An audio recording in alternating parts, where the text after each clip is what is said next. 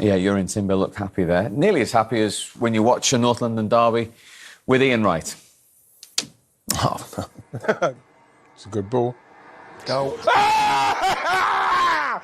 Gabby! Woohoo! Woohoo! Yes, Gabby! Set pieces again, baby! Come on! Colour Lagunas, Colour Lagunas!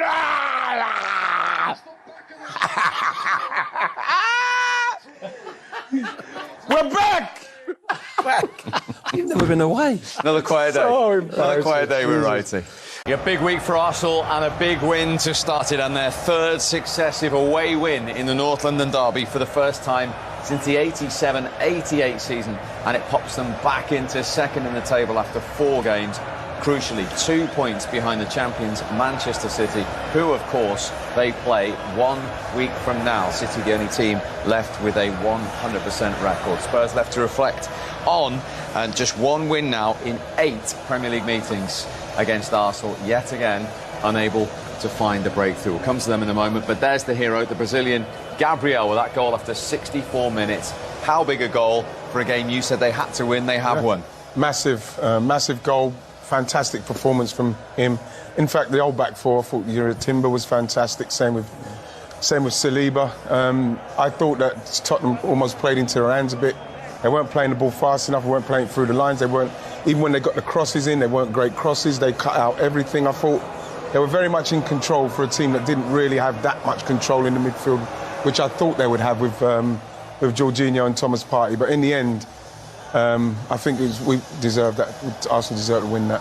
Statement win without 2 key players for Arsenal? Yeah, absolutely. That was the big question. 2 big hitters who have performed so well for them missing.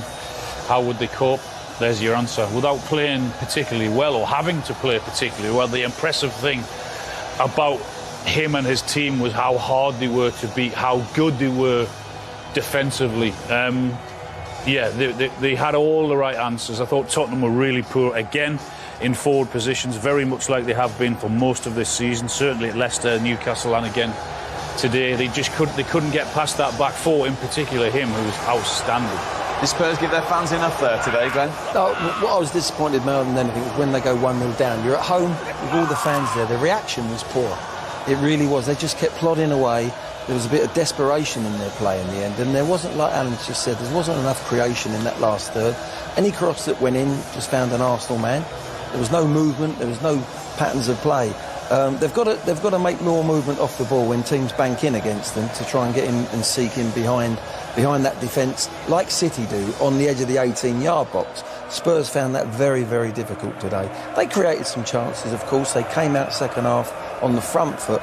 But you know what? Sometimes, we look in the modern-day game how a team have won a game with the way they've played, with the flair, going forward, fullbacks. Their fullbacks, Arsenal's fullbacks today didn't go over the halfway line. They didn't have to. They were solid, and I think they wanted to go there and play this that way. If we score at the other end, what we're going to be is solid here today. Our back four is not going to get dismantled. It's going to stay intact. And you know what? They won it. Yes, Gabriel got the goal, but they've won it because of the way they've defended. I think with when you look at this Arsenal side and what they've been through the last couple of years, that was the kind of performance that was a very experienced performance in respects of, yes, missing 2 really integral players. But again, like I said at the start, the defence is playing so well. You probably can get away with a Jorginho and a Thomas Partey. You need a little bit more up front, but I thought they dug in well because it's a new mentality what they've got. This Mikel Arteta side is not going to go there and not put that kind of performance in. Yep, 6 away wins in a row. Let's see the North London derby smile from you. There we go. Ian Wright, a very happy man. Arsenal into second. Stay with us, all the reaction. Congratulations to you both. Gabriel, looked like special celebrations with the fans at the end there. Yeah, I'm so happy. We know it's a difficult game. It's a big derby. And, yeah, we're so happy to win here. And, yes, let's enjoy this game. Let's enjoy now. What did it mean to score that winning goal? This meant a lot because I'm so proud to the team, and when I have difficult time in the game, and yeah, we scored with a corner, and yeah, I'm so happy. goal, but also a clean sheet. Jorginho, you've come in today and been part of a huge team defensive effort. Just how hard have you had to work out there this afternoon? Yeah, we had to work really hard, as you saw, but we knew it was going to be a difficult game. When you have these days that you need to work really hard, we know that we can count on each other, on our teammates, and that's what we do. One more that we stick together, and at the end, the pay work off, and we so happy that we won, and I'm so happy for this guy that he scored a winning goal. With so many key players missing today and a change in shape as well, how much of it was patience this afternoon, trusting in the process and the work you've done on the training ground this week? Yeah, that's what I said, that we know that we can count on each other. Now we have the situation that is missing key and important players for us, but we have a total team, the whole squad, and we know that whoever is going to come on is going to be ready to help the team. And as you saw today, everyone was ready, and I think we are really proud of the team and happy. Well, congratulations to both of you. It's a great team performance, but Gabriel, you are the player of the match. Well done. Of course, well done. Congratulations, my friend. Another one. Thank you, guys. Let's enjoy. Of course he is. It's a day to remember for Gabriel. Let's have a look at the all-important header then, and yet another set-piece goal and corner goal from Arsenal. Yeah, since he's come in, the set-piece coach, I think he's scored 42 goals since 2021. It's the delivery, obviously, it's fantastic, but the movement from him here. Very surprised with Romero. It feels very easy for a defender of his calibre to be moved out like that. I actually thought that, it could have even been a foul, but not enough maybe. But that seems very simple.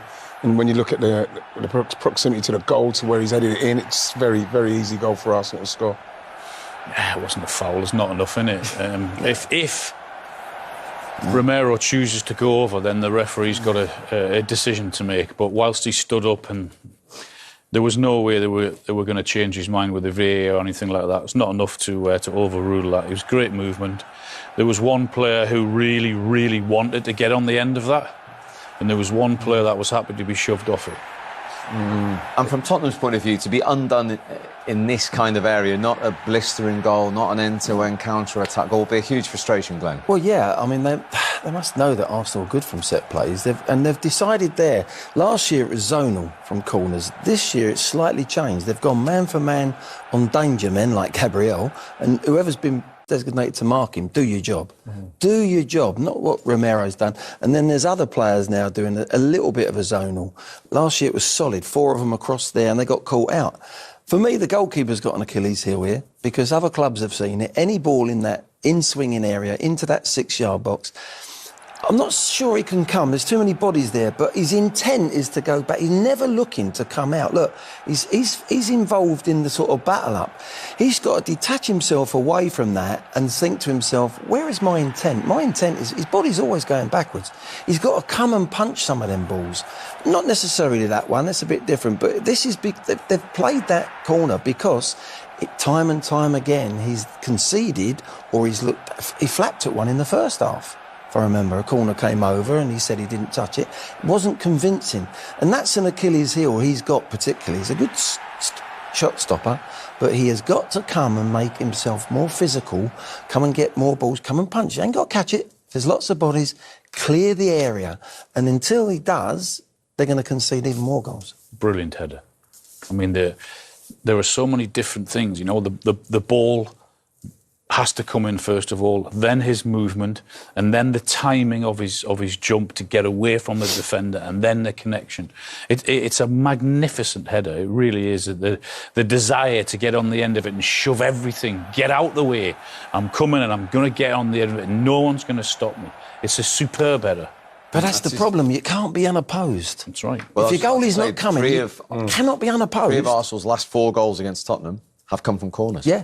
Exactly. Well, then you've got to do your homework, and you've got to make sure that you're focused in on that scenario, because you're going to concede some corners, and that wasn't. That's the case. Romero, I don't know where he was. He just switched off completely. You cannot allow a free header from inside the 6-yard box from a corner. No way. I don't care what era of football you're in. You cannot allow that. And 15 Premier League goals for Gabriel. 10 of those have been headers. Yeah, well, again, like, you know, you look at what he's capable of in both boxes, with his defending and once he gets in the box. And then, Steve, it comes down to the delivery. Saka's delivery was absolutely on point there. And, you know, that's why Arsenal scored so many goals, because they work so much on them. They work a lot on those set pieces, and they know in games like this it might be the difference, and it was today. When you go one behind against this Arsenal team, you've got to do something special to get back, because it's very, very tough. They've got the best back four in the Premier League. There's no doubt about that. The way they operate, the way they work, the way they're protected.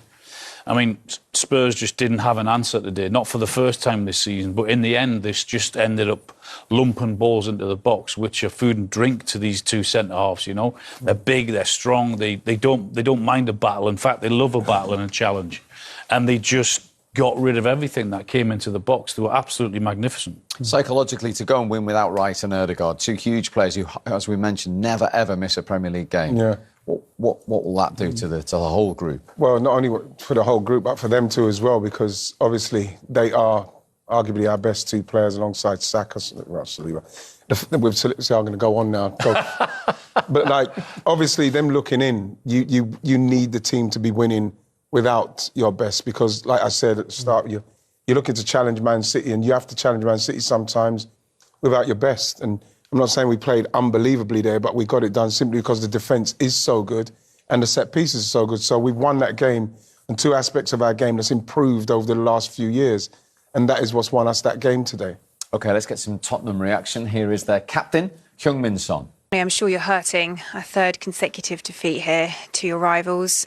How do you sum up your performance this afternoon? I think football was there. We dominate the game, and it's just the lack of the details. And we considered last season in the set pieces 2 goals, and like today, so also we consider set pieces. That's all details that in the big games change the results. And it's really frustrated, and it's painful results. And I'm sure the fans are also very, very disappointed. And I think we gotta improve. Obviously, definitely, 100%. And we gotta move on. And in a tough moment, we have to stick it together. I suppose a familiar feeling, you've said there, 2 common themes. It's another game where you've had a lot of shots, not managed to score, and conceded from a set piece. Does the responsibility lie with the players? How do you see it?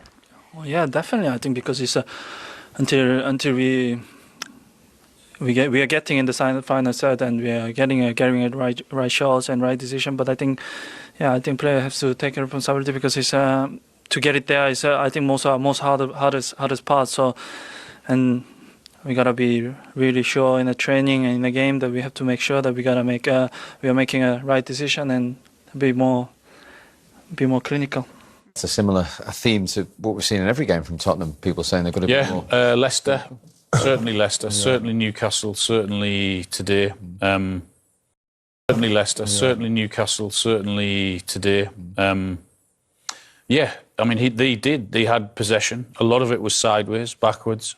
And they did have a lot of ball in the final third, but their lack of quality, their lack of final cross or final pass or final effort at goal, we've seen it too many times already this season. And that's something they're going to have to work on, because that has to improve, because teams will say, OK, we'll let you have the ball because you're not going to ask enough questions of us. And that's what's happened. It's happened today, and as I said, in the other 2 games as well. OK, well, I'll continue that theme in a moment after we've heard from the winning manager. He'll be very happy. 3 years in a row away at Tottenham. Here he is, Mikel Arteta. Congratulations on another hard-fought derby victory. What's pleased you the most about that performance today? Well, the resilience that we showed. We knew that was going to be a really tough match. It's always easier. They are a great side. They create an unbelievable atmosphere. We had some great moments, especially in the first half, when open spaces that we should have done much more than we actually done. And then we knew as well that we had a big threat on set plays, and we believed that we could help them, and we have done. And we weren't the best with the ball today. We have done a lot of simple things wrong that doesn't allow us to have a lot of continuity. It's true that the sequence of passes that you can do against them are very few before you attack them, because they jump and they press every single ball and make it very difficult. But then the way we defend it as well, it was totally wrong. The first Arsenal manager to win 3 away derbies at Tottenham since George Graham. Yep. That's how hard it is to do. It is tough to do, but I think when you look at the way they played today, and as much as they obviously needed to create more chances. Was it 5 shots? 15? 5 shots on 15, target? No, that was Tottenham, sorry. Sorry, Tottenham, 4 shots on target for us. 4 shots on... No, I'm talking about with Tottenham and the chances they made. I think that, for Dominic Solanke, for instance, that chance, I think for the... And, I don't want to throw him under the bus, but for that money, you've got to take those chances. That's what Tottenham need, so that can get them going in the game and that can get confidence into the rest of the team. You have to take opportunities like that, because otherwise then that crowd and the way that pressure comes in, everybody starts feeling it, and that's when they looked a bit tight and a little bit stiff and rigid with what they were doing. Is that a concern moving forward for Tottenham? Definitely. They're a team that can out-possession any team because they put their fullbacks in there, and they outnumber people, but it's the last third. They've got to have better movement to get in behind people. They couldn't break Spurs down. Arsenal keeping another clean sheet in a derby win. Jurrien Timber was part of that, and he joins us live now from North London. Jurrien, well done. How does that feel to go to your rivals and get a result like that today? Yeah, really good for me the first time, obviously. Now, it felt really good. We were really happy in the dressing room because it was a tough match, and we got it over the line. And to do it without such 2 big players in Declan and your captain as well. Yeah, not only them, we're missing even more players, so we knew it was going to be a tough match anyway today. But with any adversity, it's still a matter of winning these tough away games, and we did that today. And another set-piece goal. I mean, I know it's something that the whole squad works so much on, but when it comes to fruition like that in such a key moment, it must be really satisfying. Oh, yeah, that felt really good because the game was so tough. We didn't really create a lot of chances. You're not going to create a lot of chances here away at Tottenham. And you know how important the set pieces are for us. And we got it done again. He's crucial, Gabriel, in those situations sometimes, isn't he? Oh, what a guy. He's unbelievable. He's so good at defending, but in attacking with the set pieces, he's even more outstanding. And talking of defending, 3 clean sheets out of 4 games to start the season. You're giving yourself foundations to go and win games. Yeah, that's really important. I think we're working a lot on defending together with the whole team. And we showed it today again, clean sheet. And if you keep the clean sheet and you create chances, you have a big chance of winning. And that's why we won today.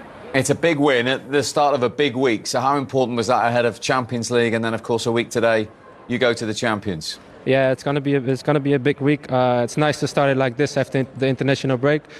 But we got to take it game by game, and on Thursday we have Champions League ready in Italy. Well, good luck with that, and very well done today. Thanks for joining us. Thank you so much. Ciao. That's Jurrien Timber.